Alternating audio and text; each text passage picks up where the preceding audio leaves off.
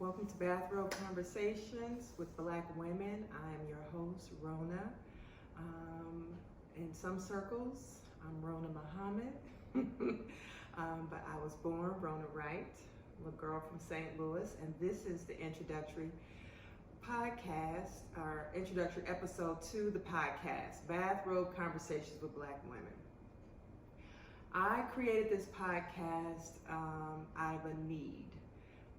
Back in 2008, before podcasts existed, I have had relationships with women, especially co-workers, where we would talk and they would ask me questions or ask for advice or ask me what I thought about whatever the nature of the topic was, and I would just provide what I thought. And every time I present any type of advice to anyone, it's always about my experience and what I know.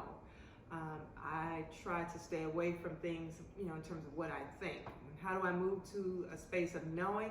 It is something that I've experienced myself, and I've had resolve, and I've overcome it, and then I take that experience and then I apply it to help others. I've known for a very long time in my life that God had a plan for my life, and in my prayer as a young woman, I would ask God to put me on the road that He had paved for me, because based off how my grandmother raised me, I always knew that God was in control, right? And so then as I grew as a young woman, and in 2000, I came into the Nation of Islam, hence the Rona Muhammad. And from there, I began to come into a true and real understanding of the things that first were taught to me by my grandmother as a woman, and it was really always about her example. My grandmother always unspokenly taught us to do as she did, as well as do as she says, because they were one accord. So back in 2008, I had a coworker who thought that I was just really helpful to her. Every time she would come into work and she needed some advice, I would help her. And she said, you should really get like a free conference call line, and we can invite some women to join the conference call, and I'll ask you a few questions. You answer them, and then we'll begin a dialogue. And then if women, want some one-on-one coaching, before coaching was a thing, a life coach, a wellness coach, a relationship coach was a thing, she said, then you could just, work with them one-on-one. And this was all things that I was like, sure, and was jumping to do for free. I didn't even think about the concept of charging anyone. But I think the thing that stopped me is my self-doubt and the real belief in moving to a space of knowing that I had something worth saying. And then I've always just been very careful about the things that I share with people, because something you say can really change a person's life. And so anyway, I just said, no. And at the time I had my oldest son was born in 2003, so he was 5, and then I just had a new baby who was a year old in 2007. And so I just shifted gears and really just, redirected my focus on being the best wife I could at the time and being the best mother I could. And then fast forward to COVID, and I had just moved to Atlanta, and a very close friend of mine at the time, she and I would talk pretty much every day, but we wouldn't talk on the phone. She had an Android and I have an iPhone, so we would Google Duo. And it didn't matter how we showed up, right? But most of the time we would show up in our bathrobes. She would have I think she has a green bathrobe and I have a beige color bathrobe, our most comfy, fuzzy bathrobes. And in these conversations, we would really be solving world's problems. We talk about everything from, issues that were happening with COVID, work-related issues. She's not a mom, so I would be able to vent to her about, some of the challenges and experiences that I was having as a single mom, and she was there to support me. But we would always, every day like clockwork, do these Google Duos, and they would be sometimes 2 or 3 times a day. And we were in our bathrobes. We weren't going anywhere. The world was on lockdown, and so we didn't really have a need to pretty much come out of those bathrobes, but they served as, I think, a couple of things. One, our security blanket, right? And then most of the time when you're in your bathrobe, you are not wearing any clothes, right? So you are naked, and in being naked, sometimes physically, with only wearing a robe, it helps you to be vulnerable and transparent in your communication, because you are coming as you are, if you will, and you're wearing a bathrobe that's serving as your security blanket, so you're comfy, cozy, and you're having we were having some of the most honest conversations. And I just think that I just decided in my mind that I wanted to, I think she might have even said, and she did say, wouldn't it be great if we could record these calls, these Google Duo video chats, and post them up for people to just go back and look at them. And if we're finding that we're, getting something out of these conversations, surely we'd be able to help other people, primarily women. And I said, you know what, that's a great idea. And I'd always wanted to do a podcast, and I just came up with the name of Bathrobe Conversations with Black Women. And I created this beautiful little logo here. I don't know if you all can see it, that I'm super proud of. And that probably was, I think, maybe in 2020, but it took me 2 more years to experience more life's happenings and to grow more, to be honest, but more so growing within the confidence of myself. And the confidence and the security of knowing that the walk and the journey that I'm on, I'm blessed. I've learned so much. I'm very clear in terms of, who I am. I'm a very systematic person.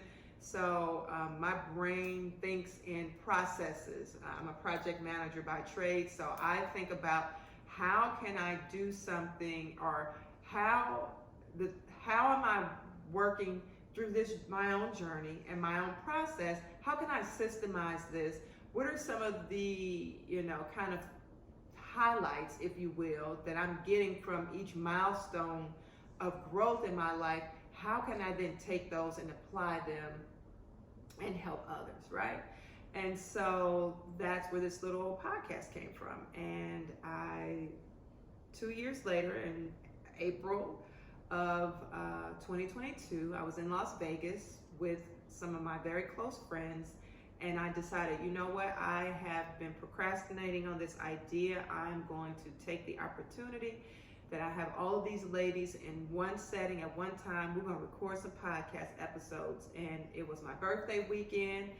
This is my birthday weekend. A whole year later, I'm wrapping up the final episodes of recording to be able to give myself the best 50th birthday gift that one could give themselves, and that is the ability to complete something that you start, which helps you in trusting yourself, which this is the most phenomenal feeling that I have right now, sitting in front of this camera, introducing the podcast.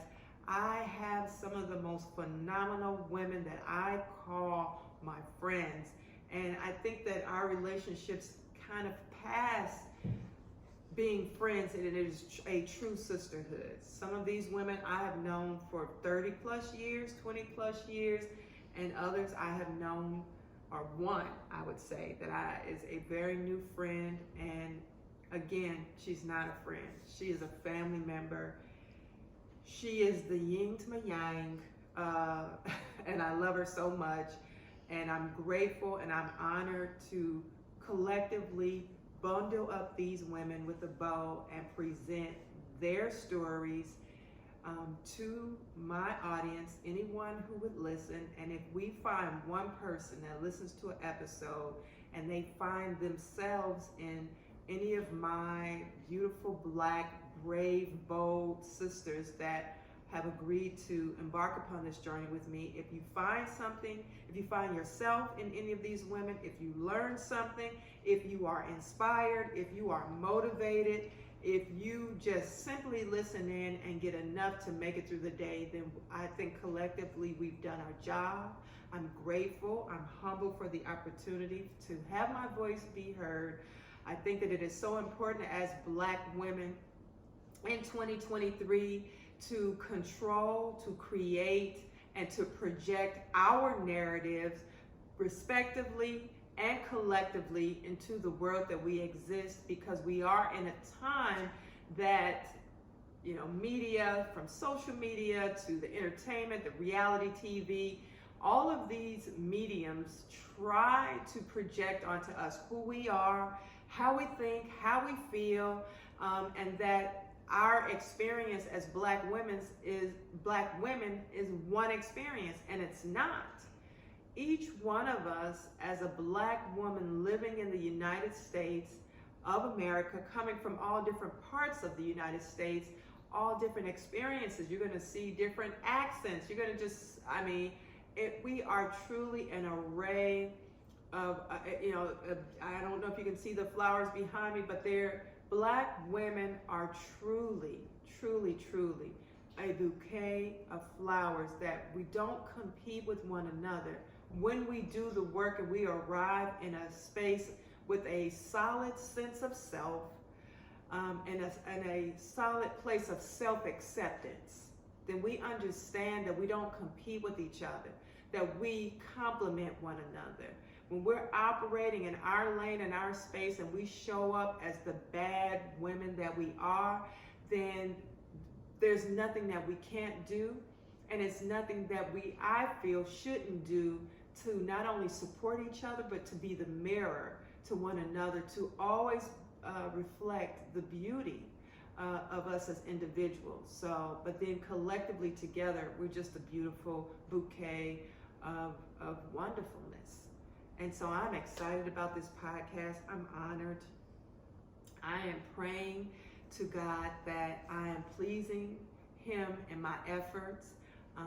I pray that anyone who watches an episode gets something from the episode. And if you think that I've shot 8 episodes for the first season, and if you think that it's worth something, that you reach out to me on social media at Bathrobe Convos with Black Women, and that's on Instagram and Facebook. Reach out to me and say, hey, I love what you're doing. I love the podcast. It's so helpful to me. Can you do a season 2? I already have another long list of black women that I am ready to, sit down with. Hopefully it's something that we can project that into the universe, and it becomes a television show. And I think that regardless if the women come from my own personal network, or if it's something that grows to the magnitude of women writing into me and wanting to just be on the podcast, I think it's important that every last black woman knows that she can come in her bathrobe and come as you are, and you know that you are enough. Whether you have makeup on or not, whether you have long hair, short hair, whether you are tall, short, thin, a little bit of extra meat on your bones, no matter how we show up, if you show up in a solid sense of self and you have accepted yourself, just know that you're enough. So I thank you. I love all of my sisters who have agreed to embark upon this journey with me. You'll meet them soon. You'll meet my sons, who again, that's another opportunity for you to understand me and who I am, and why this is, I believe, my divine purpose, and why this is so important to me. And then you'll get to, meet the ladies. So I think that's all for now. And I have to say, until next time, I welcome you to Bathrobe Conversations with Black Women. I pray that you are enlightened, and that you are empowered, and you are motivated, and you're inspired. All right, peace.